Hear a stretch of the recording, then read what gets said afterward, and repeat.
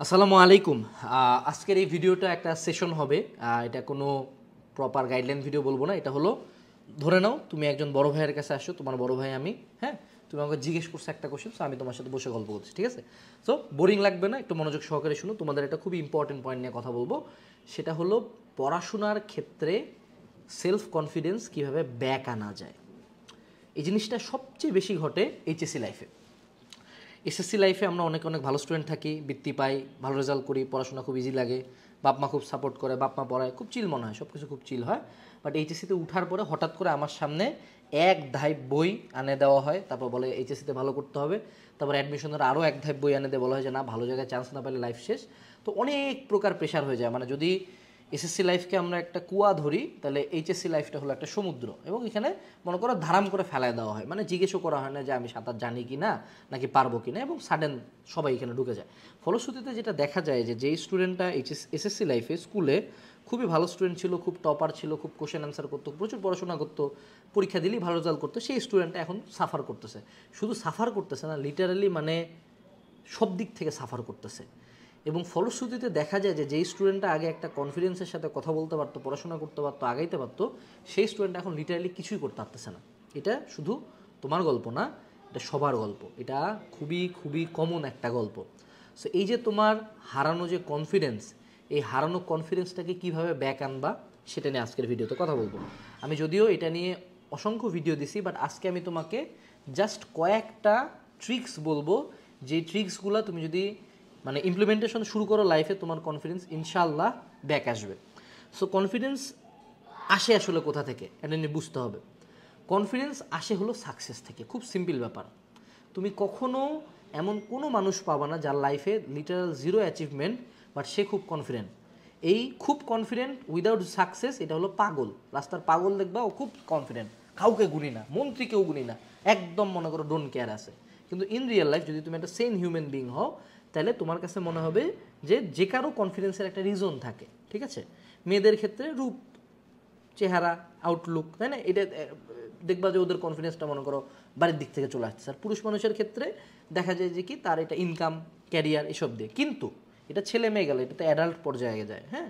কিন্তু স্টুডেন্টদের ক্ষেত্রে কনফিডেন্সটা কোথা থেকে আসে? রেজাল্ট। খুব সিম্পল কথা হলো রেজাল্ট। এখন এই জায়গাটাতে তোমার একটা জিনিস বুঝতে হবে, সেটা হলো যে রেজাল্ট নিয়ে যখন আমরা কথাবার্তা বলি, এখন ভাইয়া আমি তো রেজাল্ট ভালো করতেই পারতেছি না, এই জন্যই তো কনফিডেন্স নাই ভাই, তাহলে এখন রেজাল্ট ভালো করবো কেমনি, সেটা নিয়ে আগে কনফিডেন্স তো অনেক পড়ার কথা। এটাই হলো একটা খুব বিশেষ একটা সাইকেল, যে কনফিডেন্স নাই, পড়াশোনা হচ্ছে না, রেজাল্ট খারাপ, রেজাল্ট খারাপ, এই জন্য কনফিডেন্স নাই। সো এই ভিশিয়াস সাইকেলটা থেকে বের করার জন্য যেটা তোমার প্রথম লাগবে, সেটা হলো মাইক্রো সাকসেস। কিওয়ার্ডটা কি? Micro success. মানে ধরো সে টু সে যে আমি জিমে যাচ্ছি অনেক দিন ধরে, কিন্তু আমি কোনো ইমপ্রুভমেন্ট দেখতে পাচ্ছি না। কারণ কি? আমি ইমপ্রুভমেন্টের জন্য কার দিকে নজর রাখছি? সালমান খান আর ঋত্বিক রোশন, হ্যাঁ। সো এখন আমি যদি চিন্তা করি, আল্লাহ আমি সালমান খান আর ঋত্বিক রোশন হইতে পারতেছি না, তার মানে আমার জিমে ইমপ্রুভমেন্ট হচ্ছে না। এহ জন্মেও হবে না, কারণ ওরা সুপারস্টার, ওদের বডির প্রোটোকলই আলাদা। ওদের বডিতে এক মাসে যা খরচ, এটা আমাদের পুরা পরিবারের এক বছরের খরচ, বুঝতে হবে। সো ওইটা যদি আমি মানে বেঞ্চমার্ক ধরি, তাহলে তো হবে না। যেমন ধরো তুমি যদি এখন তোমার একে কনফিডেন্স নেই, একে পড়াশোনা করতে পারছো না, এবং তুমি তোমার পুরো ব্যাচের সবচেয়ে টপ স্টুডেন্টটা যে লেভেলে রেজাল্ট করে, সেটা তুমি প্রথম দিনই টার্গেট করলো, এই টার্গেটটা পরে করতে হয়। বাট প্রথম দিনে যদি বেঞ্চমার্ক ধরো এটা, তাহলে তো কনফিডেন্স যা ছিল ওটাও যাবে না। মাইক্রো সাকসেসের মানে হলো যে আমি জিমে যাই, টার্গেট করবো আমার এক মাসে ওজন কমাইতে হবে কয় কেজি? 3 কেজি ওজন কমাইতে হবে। আমার বাইসেপ এখন আছে 12, ধরে নাও, আমাকে এটাকে 13 বা 14তে নিতে হবে 6 মাস পরে। এই যে তুমি একটা রিয়েলিস্টিক ছোট গোল ধরলা, তোমার ব্রেন খুব সিম্পলি চিন্তা করে, যখনই একটা ছোট গোল অ্যাচিভ হবে, সে ডোপামিন রিলিজ করবে প্রচুর পরিমাণে, যে আরে এটা তো হয়ে গেছে, আরে এটা তো কমপ্লিট করলাম। তো তুমি টার্গেট করো কোচিংয়ের এক্সামগুলো, তুমি টার্গেট করো একসাথে ব্যাচে প্রাইভেট পড়ো, তুমি ধরো কালকে কোশ্চেন করলা, স্যার কোশ্চেন করলে উত্তর দিলা, তুমি টার্গেট করলা হোমওয়ার্ক কমপ্লিট করবো, তুমি টার্গেট করলা কলেজে টপ 10-এ ঢুকবো, তুমি টার্গেট করলা পাস করবো সবগুলোতে, হ্যাঁ। তুমি টার্গেট করলা যে 2টা বন্ধু মিলে পরীক্ষা দিলে আমার নাম্বারটা বেশি থাকবে, তুমি টার্গেট করলা যে 6 ঘন্টা পড়বো প্রতিদিন, প্রতিদিন 6 ঘন্টা পড়তে আছে, তুমি টার্গেট করলা রেগুলার যে টাস্কগুলো সেগুলো করবো, তুমি টার্গেট করলা যে দিনে 1 ঘন্টা জিম করবো। এই যে ছোটো ছোটো টার্গেটগুলো, তোমাদের তো টার্গেটই নাই বাবা। তুমি নিজেকে কী দিয়ে জাজ করো, এটা তো তুমি জানো না। তুমি জাস্ট কামিং গোয়িং ডুইং না। তুমি সকালে উঠো, কলেজ যাও, কোচিং যাও, আরও কোচিং যাও, আরও কোচিং যাও, বাড়িতে এসে 2টা টিচার পরে শেষ। দিনের বেলা রাত্রেবেলা কী হবে? ডিপ্রেশন লাগবে, খুব স্বাভাবিক, কনফিউশন নাই হয়ে যাবে, কারণ তোমার তো কোনো অ্যাচিভমেন্টই নেই। সো আমি এই কাজটা অ্যাডমিশন টাইমে খুব করতাম। দেখো আমার অ্যাডমিশনের রেজাল্ট 15টা ভার্সিটিতে চান্স পেলাম আমি, মানে বুয়েট মেডিকেল ঢাবি, বুয়েটে আমার 268, মেডিকেলে 332, ঢাবিতে হলো 25, এগুলো কিন্তু খুব টপ নচ না, হ্যাঁ, কিন্তু বাউতে ফার্স্ট, আর ইউতে ফার্স্ট, অস্টে ফার্স্ট, ডেন্টালে থার্ড, এগুলো আবার ভালো ভালো ছিল, জাবিতে 10, এরকম কিছু ভালো ভালো ছিল। এখন তোমার প্রশ্ন হইতে পারে যে ভাই এত জায়গায় পরীক্ষা দেওয়ার রিজন কী ছিল? এক রিজন ছিল একটা স্টেটমেন্ট দেওয়া, দ্বিতীয় রিজন ছিল কনফিডেন্স বাড়ানো। দেখো এখন আমি যদি চিন্তা করতাম যে আমি ঢাবিতে ফার্স্ট হবো, বুয়েটা ফার্স্ট হবো, আমি তো জানি যে আমার ওই ক্যালিবার নাই, তা আমি এখন নিজেকে সান্ত্বনা দেবো কী দিয়ে, আরে অন্য একটা তো ফার্স্ট হয়েছি। এবং আমি অ্যাডমিশন টাইমে ধরো আমি উদ্ভাসে কিন্তু সেন্ট্রালে আমি টপ মনে হয় মেরিট লিস্টের 100-এর বাইরে বা 150-র বাইরে কখনো যাই নাই, হ্যাঁ, বাট স্টিল আমি কিন্তু মানে এনডিসি গ্রুপ 1 লেভেলের মাথা আমার ছিল না, এটা আমি জানি। তো এখন আমি যদি ভার্সিটি ইউনিটের পরীক্ষা উদ্ভাসে দিই এবং সেটার পজিশন দেখি, দিছিলাম যদিও পজিশন ভালো ছিল না, পজিশন কত 250-300 আসতো, আমি কি করলাম, ভাইয়া আমাকে এখন একটু ভালো করতে হবে, আমি গেলাম ইউসিসিতে, হ্যাঁ, ইউসিসির পাটোয়ারি স্যারকে ডিরেক্ট রুমের মধ্যে ঢুকে বললাম যে স্যার আমি উদ্ভাসের সেন্ট্রাল মেরিট লিস্টে থাকি, আপনি আমাকে একটা ডিসকাউন্ট করে দেন। উনি মনে হয় ওই সময় ওনাকে অনেক অনেক ধন্যবাদ, উনি মনে হয় 2000 টাকা আমাকে ভর্তি করে আনিয়েছিল ফুল প্রোগ্রামে। তো আমি ওখানে 2টা পরীক্ষা দিয়েছিলাম, 2টা পরীক্ষা দেওয়ার পরে একটাতে সেন্ট্রাল মেরিটে সেকেন্ড হইলাম, আর একটাতে সেন্ট্রাল মেরিটে ফার্স্ট হইলাম। সো ইউসিসি তো কম স্টুডেন্ট পড়ে না, 18 সালের কথা, কম স্টুডেন্ট তখন পড়তো না। সো আমি তেজগাঁও কলেজে সুন্দর মতো পরীক্ষা দিলাম, ভালো মতো দিয়ে ফার্স্ট আর সেকেন্ড হইলাম। তো তোমার কি মনে হয় তখন আমার কনফিডেন্স কমছে না বাড়ছে? 100% বাড়ছে। যারা ভাইয়া যদি এতজনের মধ্যে আমি ফার্স্ট হই, তাতে অ্যাটলিস্ট ঢাবিতে চান্সটা তো হবে, আল্লাহর মতো তো হয়েছিল, তাই না? তারপর মনে করো ওমেকা কোচিং সেন্টারে যে আমি এক্সাম দিতাম, হ্যাঁ, যে ওখানে ব্রাঞ্চে ওদের লোকজন কম, ফাইনাল মডেলসগুলোতে ওখানে মনে করো ওদের ব্রাঞ্চে টপ 3-তে আমি থাকি ফার্মগেটের, ঠিক আছে? তো এই যে তারপরে মনে করো বাড়ির টিচারদের মধ্যে পরীক্ষা, তো আমি আমার বন্ধু জিহাদ, রোকন, তোকে এদের সাথে কম্পিট করি, এগুলাতে ভালো করলে খুব ভালো থাকি। তো এই যে আমার ছোট ছোট কিছু মাইক্রো সাকসেস থাকতো যেগুলো আমার কনফিডেন্স বাড়াইতো। কালকে থেকে যেটা করতে পারলো অনলাইনে পরীক্ষা দাও না ভাই, অনলাইনে একটা পরীক্ষা দাও, ওখানে লিডার বোর্ডের নাম্বার ওঠানোর চেষ্টা করো, কোচিংয়ে যাও, কোচিংয়ে কোশ্চেন করো, কোচিংয়ে একটা পরীক্ষা দাও, যা করো নিজের লাইফে 2-1টা সাকসেস আনো। তোমার ঝামেলাটা হয়েছে যে একটা মানুষ যদি কন্টিনিউয়াসলি ভাইয়া এত ব্যর্থতা ফেস করে, তোমার কেন মনে হয় যে তার কনফিডেন্স থাকবে? সে কে ভাই? এটা কি তোমার কি মানে সালমান খানের সিনেমা মনে হচ্ছে দাবাং চলতেছে, তুমি সব সময় খুবই চিল, খুবই অ্যারোগেন্ট? এটা হয় না, your brain doesn't work that way. So প্রথম যেটা করো, তোমার নিজের লাইফে মাইক্রো সাকসেস ইনকর্পোরেট করো। It's not always the result. আমি যেমন প্রচুর অলিম্পিয়াড দিতাম, অলিম্পিয়াডগুলো আমার কনফিডেন্সে হেল্প করতো, আল্লাহর দুনিয়া সব অলিম্পিয়াডে আমি একটা করে প্রাইজ পেয়েছি, ঠিক আছে? সেরকম করে মাইক্রো সাকসেস নিজের লাইফে আনতে হবে। এখন প্রত্যেকের ক্ষেত্রে হিসাবটা আলাদা হবে, তোমাকে একটা হিসাব আনতে হবে, এটা একটা পয়েন্ট গেল। এখন আসো আমি আরেকটা কথা বলি, যেটা হলো তোমার যদি এই সেশনটা ভালো লাগে, তোমার যদি এরকম আরও সেশন লাগে, এটা হলো মেন্টাল সেশন, মেন্টাল প্রিপারেশন। এটা কিন্তু পড়াশোনার কথা হচ্ছে না, কিন্তু এই জিনিসটা পড়াশোনাতে কত বেশি ইফেক্ট হবে তোমার কোনো আইডিয়াও নাই। সো তুমি ভিডিও ডিসক্রিপশন বক্সে আমার একটা কোর্স আছে যেগুলো এই সেশন দিয়ে তৈরি, মেন্টাল প্রিপারেশন কোর্স, বাংলাদেশের একমাত্র মেন্টাল প্রিপারেশন কোর্স, আমার একার নেওয়া। তুমি চাইলে ওটাতে এনরোল করতে পারো, বর্তমানে একটা ডিসকাউন্ট আছে, ঠিক আছে? আচ্ছা, এবার আসি সেকেন্ড মোস্ট ইম্পর্ট্যান্ট পার্টে, জাস্ট সেকেন্ড ধাপটা শুনো একটু ভালো মতো। সেটা হলো কনফিডেন্স আরও অনেক ধাপে বাড়ায়, সেটা হলো হার্ডওয়ার্ক। তোমার ব্রেন, তোমার তো অলওয়েজ খেলা হচ্ছে ব্রেন নিয়ে, হ্যাঁ। এখন তুমি চিন্তা করো, যদি আমি সারাটা দিন বাড়ি থেকে বের না হই, আমি সারাটা দিন একটা অন্ধকার রুমের মধ্যে বসে আছি, শুয়ে আছি, এবং শুধুমাত্র ফোন স্ক্রল করতেছি, হ্যাঁ, এবং ঘন্টার পর ঘন্টা স্ক্রল করছি, 3 ঘন্টা 4 ঘন্টা স্ক্রল করতেছি, মাথা মাইগ্রেন ধরে গেছে, ঠিকমতো খাবার দাবারও খাই না, কোনো কাম কাজও করি না, কোনো পড়াশোনাও করি না। এখন তোমার কি মনে হয় যে তোমার বডি মহান আল্লাহ তাআলা এই কারণে সৃষ্টি করছিল যে একটা অন্ধকার রুমের মধ্যে বসে ফোন স্ক্রল করার জন্য? খুব স্বাভাবিকভাবেই না। ফলশ্রুতিতে তোমার ব্রেন, তোমার বডি এটা ফলো করার কারণে তোমার কনফিডেন্স ফুল জিরো হয়ে যাবে। কনফিডেন্স আনার আরেকটা বড় ওয়ে হলো হার্ড ওয়ার্ক। আমি তোমাকে অ্যাসিওর দিয়ে বলতে পারি, যারা বলতেছে আমার মধ্যে কনফিডেন্স নাই, তুমি লাস্ট কবে 5 ঘন্টা একটানা টেবিলে বসছো? আমি বেট লাগলাম, আমি ওপেন চ্যালেঞ্জ দিলাম তোমাকে, কখনো এমন হবে না যে একটা স্টুডেন্ট একই সাথে প্রচণ্ড হার্ডওয়ার্ক করে কিন্তু তার কনফিডেন্স নাই। একটা জিনিস বুঝো, হার্ডওয়ার্কের সংখ্যাটা অনেক ডিফারেন্ট আছে। যেমন ধরো যে আমি অনেক বছর ধরে জিম করি, হ্যাঁ, আমি জিমে যাই বেঞ্চ প্রেস মারলাম 100 কেজি দিয়ে, হ্যাঁ, আমার কাছে 100 কেজিটা হার্ডওয়ার্ক। কিন্তু যে প্রথম নতুন জিম গোয়ার, তার কাছে তো 100 কেজি ইম্পসিবল, সে 20 কেজি দিয়ে 10টা মারলো, এইটা তার কাছে হার্ডওয়ার্ক। সো প্রত্যেকের হার্ডওয়ার্কের যে বেঞ্চ মার্ক, এটা ডিফারেন্ট, এটা বুঝতে হবে। তোমার কাছে মনে হচ্ছে 5 ঘন্টা পড়া অনেক কঠিন, 5 ঘন্টা অনেক হার্ডওয়ার্ক, তোমার এমনও বন্ধু আছে 17-18 ঘন্টা পরে বলে যে দিনটা ছোটো কেন। আমার কাছে যেমন মনে হয় যে আমার অফিসের টাইমটা নট ইনাফ, আমি ইনাফ খাটতে পারতেছি না, আমার আরেকটু সময় পাইলে আমি ভালো করতাম। সো তোমরা হার্ডওয়ার্ক 2-3 দিন পড়ার পরে বা 1 মাস পড়ার পরে তুমি বলো আল্লাহ অনেক হার্ডওয়ার্ক করে ফেলছি, ও মাই গড। কয়দিন পড়ছো বাবা? তোমার কোনো আইডিয়াও আছে যারা মেডিকেলে বুয়েটে চান্স পাচ্ছে তারা কতক্ষণ পড়ে? তারা সবচেয়ে মজার কথা, তারা কখনো এটা না বাইরে বলবেই না, ব্র্যাগই করবে না, ঠিক আছে, যে তারা কী পরিমাণে স্যাক্রিফাইস করে, তারা কী পরিমাণে পড়াশোনা করে। সো তোমাদের আরেকটা বড় ঝামেলা হলো তোমরা জাস্ট রুমের মধ্যে আটকায় থাকে, কিচ্ছু করো না, ফোন স্ক্রল করো, এবং ফলশ্রুতিতে ভাবো যে কোনো একটা অলৌকিক কারণে, কোনো একটা মোটিভেশনাল ভিডিওর কারণে, যে অ্যান্ড্রু টেইটের ভিডিও দেখার কারণে তোমার মধ্যে সিভিয়ার কনফিডেন্স আসবে। এটা হয় না বাবা। রিয়েল বাংলাদেশে তুমি একটা নিম্ন মধ্যবিত্ত পরিবারের সন্তান, বাংলাদেশে থাকো, ওই অ্যান্ড্রু টেটের লাইফস্টাইল দেখে তোমার মধ্যে মোটিভেশন আসবে না। তুমি যে মিলিয়নের এডিটগুলো দেখতেছো, বিলিয়নের এডিট দেখতেছো, তোমার ভাই একটা টয়োটা কেনার টাকা পুরা জীবন কামাই করলেও হাতে কোনো একটা টয়োটা প্রিমিও কিনতে পারে বাংলাদেশের মানুষজন। You will never buy a Lamborghini, but that's okay.